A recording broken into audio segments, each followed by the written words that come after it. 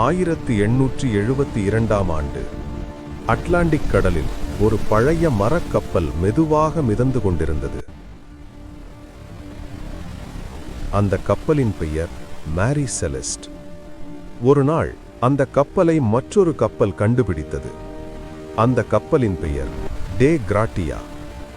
அந்த கப்பலில் இருந்த கடற்படையினர் மேரி செலஸ்ட் கப்பலை பார்த்தபோது ஒரு விசித்திரமான விஷயத்தை கவனித்தார்கள். கப்பல் கடலில் மிதந்து கொண்டிருந்தது, ஆனால் அது சரியாக ஊடவில்லை. அது காற்றில் தள்ளப்பட்டபடி அமைதியாக நகர்ந்து கொண்டிருந்தது. இதைக் கண்ட அவர்கள் சந்தேகப்பட்டார்கள். அதனால் அவர்கள் அந்த கப்பலுக்கு அருகில் சென்று பார்த்தார்கள். பிறகு சிலர் அந்த கப்பலில் ஏறி உள்ளே சென்றார்கள். அவர்கள் கப்பலுக்குள் பார்த்தபோது அதிர்ச்சி அடைந்தார்கள்.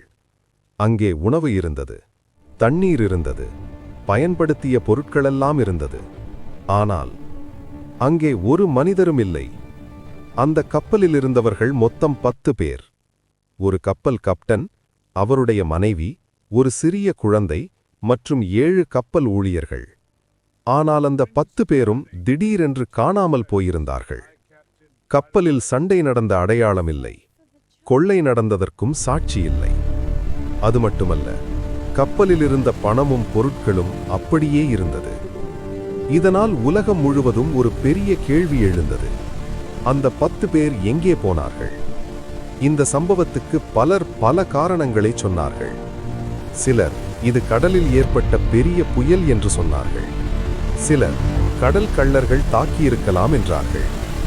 இன்னும் சிலர் கடலில் இருக்கும் வாயு வெடிப்பு காரணமாக இருக்கலாம் என்றார்கள். சிலர் இன்னும் வித்தியாசமாக ஒரு கருத்தை சொன்னார்கள். அது ஏலியன் சம்பவமாக இருக்கலாம் என்றும் கூறினார்கள்.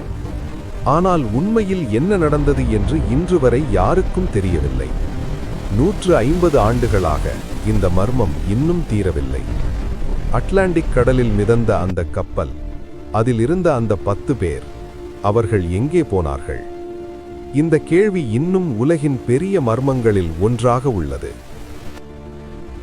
இந்த கப்பலோட மர்மத்தை பத்தி உங்களுக்கு என்ன தோணுதுன்னு கமெண்ட் பாக்ஸ்ல சொல்லுங்க. இது போன்ற மேலும் இன்ட்ரெஸ்டிங்கான வீடியோக்களை பார்க்க சேனலை சப்ஸ்கிரைப் பண்ணுங்க. இந்த வீடியோவை லைக் பண்ணுங்க. நன்றி.